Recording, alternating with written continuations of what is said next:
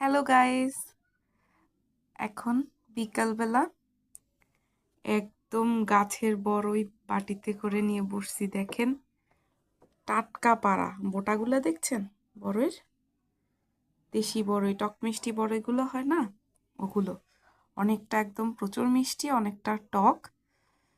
তো বিকেলবেলা এখন ঘুমিয়েছিলাম, ঘুম থেকে উঠে বেশ টক খাইতে ইচ্ছে করছিল।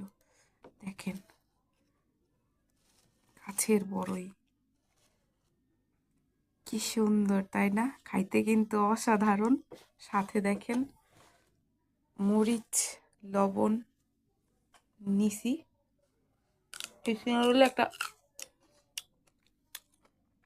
দেখেন বন্ধুরা, খাইতে কিন্তু অসাধারণ। একটু মরিচ দিয়ে খাই দেখি।